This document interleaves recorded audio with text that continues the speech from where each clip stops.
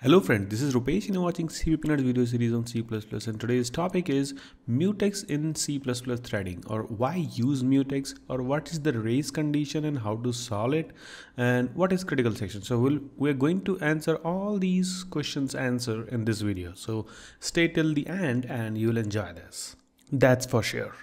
Okay, so what is Mutex? Mutex full form is mutual exclusion. If you don't know what is mutual exclusion, it means we will be accessing something mutually, like first you access it, then let me access that, and then I'll let you access that and all that. Okay?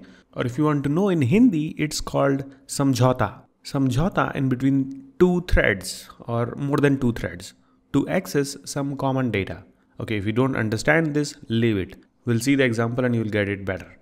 Okay, so full form of Mutex is mutual exclusion. Now there is a situation why we use Mutex. So let's discuss those situations, then you will get to know that Mutex part little well. So there is something called race condition. Race means actually race, like car racing and all. So there is a race condition, but that race is to access the data. Okay? And race means there will be at least two opponents or more than two opponents. So at least two threads or two processes should be there to actually race for some data. So let's suppose there is this data, a common data for thread 1. This is your thread 1 and this is going to be your thread 2, and like this there can be many threads, but we'll take simple example. And thread 1 and thread 2 both are simultaneously trying to modify this data. Remember this, until unless you modify the data, there is no race condition. You are just simply accessing the data, there is no race condition. If you are trying to modify the data, then there is a race condition. So let's look at this definition.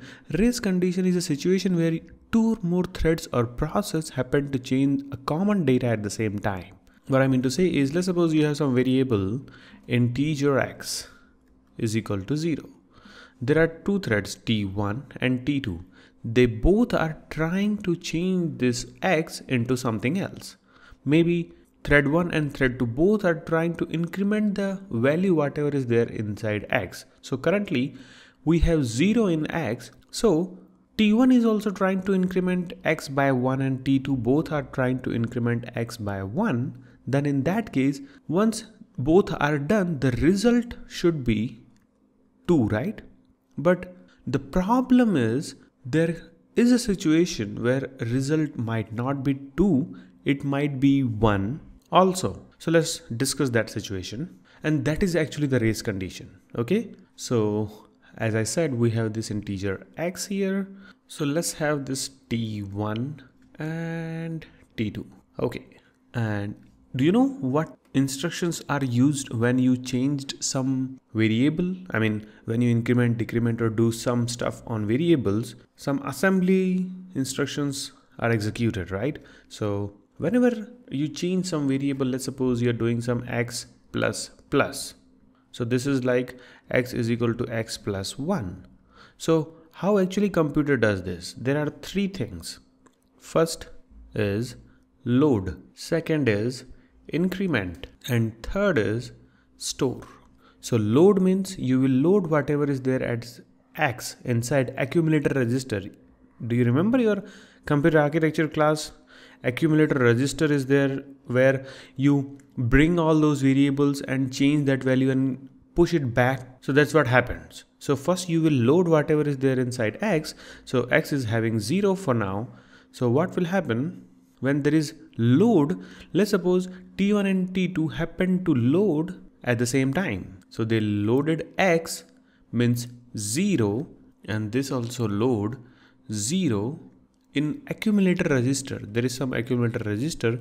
They are loading that 0 inside that accumulator register. Then they happen to increment the variable value. So this increment happened and increment. So the result became 1 at both the places at the same time, because it is thread. So it is possible that they will work together. So it is possible that x is loaded together, incremented together, and then stored back. So there is this third one, store and store. So this 1 will go to X at the same time. So thread 1 is also copying 1 to X, and thread 2 is also copying 1 to X. So ultimately your X will hold 1, not 2. Can you see the problem here? This is called race condition. You have two threads racing for this particular variable because this is common in between these two threads. And I'm calling common again and again because it has very big significance, because if some variable is not common in between two or more than two threads, then there is no race condition for that. If that variable is local to the each and every thread, then there is no problem. So till now we understood what is race condition. So this is the race condition. Here is the race. Okay, integer x is equal to 0. If you don't understand this, let me give you the example here, because I have the similar program here. What it is saying is we have T1 and T2 thread. Add money is the function, and both will start at the same time, and add money will just increment my amount, which is initially 0. So assume this is x, this one. Okay, so this is my amount which is shared between these two threads. See, add money and add money, both are the same functions, but they will run parallelly because they are injected into different threads. Okay, so add money will run for T1 and T2 both, and we have a common variable for both the functions. See, this is global variable, that's why it is common for both. If I will include this integer my amount inside this function, then that is not common for both. That will become individual for both the threads. Okay, to make it common, I made it global. So here race condition is this much portion, only this particular line, not anything else, only this line. Now as you understood what is race condition, and yeah, what is critical section? This is what your critical section is. This particular line is your critical section, or you call it critical region also. So this particular region is critical for you. Now here comes the mutex. When there is a critical situation, so or critical region or critical section here, you go for mutex or semaphore, but we are not going to discuss semaphore here. So let's settle on mutex. So how to solve this? So for that I have to write a simple program for you. And yeah, before that, what is this mutex? Mutex is used to avoid race condition. Obviously, we will see that how it will avoid, and we use lock, unlock on mutex to avoid race condition. Okay, there is something called try lock, but we're not going to use that because I think I will create another video for that. So that being said, let's create a program. So as I said, we will be using mutex. So this is how we use it. So std mutex m, and there you go. You have this mutex, and then m dot lock and m dot unlock. There you go. So this is how you deal. There had to be a mutex variable, and that should be common for both the threads. See, this add money is a function which will be injected into the threads. So this is nothing but thread 2 times, but now we have mutex here. So let's see how it will work.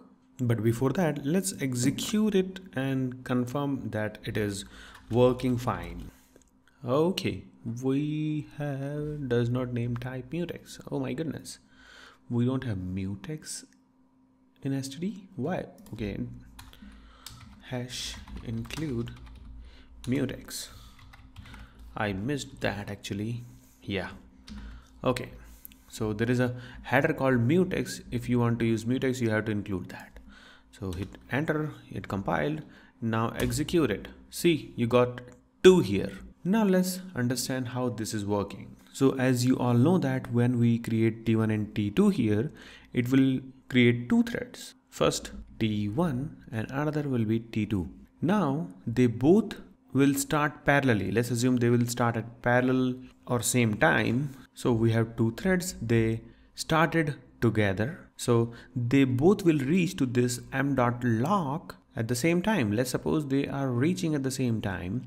But in computer, there is a thing. There is a CPU and T1 and T2 both are approaching to CPU, and you're thinking it is approaching at the same time because you have written it like this, but there is always a tiny difference between this one and this one. You may call it 1000 or even bigger portion of 1 second. I don't know why did I said that, because I'm not sure how much time unit it is, but what I want to tell you that is, even if it looks like parallel, but out of these two there is always one thread which reaches first than other one. Okay, so let's suppose you're starting maybe T1 to T100 or 1000 or maybe 10,000. If these threads are starting parallelly, then either of these threads will reach to the CPU first, or to say before others. So in this case also, either T1 or T2 will reach to the CPU first, and by reaching to the CPU first means they will acquire the lock first. So you have this mutex, you will lock it, either T1 or T2 will lock. So let's suppose T1 happened to lock this mutex. So let's suppose before this mutex was 0 and T1 happened to lock it, means suppose T1 changed it. Now it is used. Before 0 means it was not being used, now it is being used, or it is being locked, or actually it is locked. So it is locked by T1, and T2 will also try to lock the same mutex, but there is a situation. It is already locked by T1. So this mutex, this thread will wait for this mutex to get free. So this will go into the waiting, it will be blocked. So this T2 is blocked. So T2's execution is blocked here only, and T1 will move forward. So as T1 got the lock, and see, we are guarding this critical region with lock and unlock. See, so before accessing the critical section, you must lock the mutex, and after completing it, you should unlock it, so that if is there any thread waiting for this lock, that thread will get unlocked and will start using this. So in our case, T2 is waiting for this mutex, so T2 will get unlocked. So let's, before this complete this execution, M was logged, and then my amount became 1, and then M was unlocked. So as soon as you unlock it, whoever is waiting for this mutex will get the chance to execute this. So now T2 will get the chance, and see, as you have unlocked mutex, T2 can lock it. So T2 will lock this mutex, T2 will also increment. Now T2 will increment whatever is updated value. So T2 will make it 2, and then T2 will also unlock it. So can you see that there is a mutual exclusion between these two threads, that either you or I will use it, use this critical section, we will enter at this location one at a time. We both won't be working on this location at the same time. That's why we are using this lock and unlock. Okay, and this is how it works. And I'm not saying that T1 is written first, so T1 will get m.lock first. No, either of these two can get lock, but the only guarantee is once T1 has locked mutex, this one, then T2 cannot lock it until unless T1 unlock that mutex. So can you see that you have a gate here? This is a gate. So it's like this. You have a race. Let's suppose T1 and T2 are two students, and there is this race for one door to be opened, and there is one table here, and there is this key for this door. Okay, so either of these two students will reach to this table and get the key. So suppose T1 reaches this key, T1 will open this gate and get inside and do whatever it is willing to do. It will come back, lock the gate. Now T2 can take that key, go inside the door. But the situation is T1 and T2 both cannot go inside this door altogether. And this key is nothing but the mutex. And did you saw that? When T1 was inside this door, T2 was waiting here. T2 cannot enter inside that. That's how this is also working.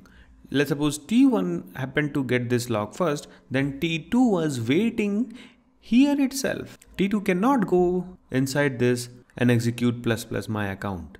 T2 is waiting and T1 got the lock, so T1 can enter here. T1 actually incremented this and T1 did m.unlock. As soon as you unlocked it, T2 get the lock because T2 was waiting for this mutex to be unlocked. So T2 now can enter and increment this my amount plus plus. But T2 will work on the updated value, which was changed by T1. So now there is no race condition here. Can you see that? And this is your critical section or critical region. So I hope you enjoyed the video. Don't forget to hit the like button, and if I missed something and you wanted me to include something, then you please comment. I will be very happy to include that in coming videos, or it will be helping to other fellows who are watching my videos and reading the comments. So till then, I'll see you in the next videos. Bye bye.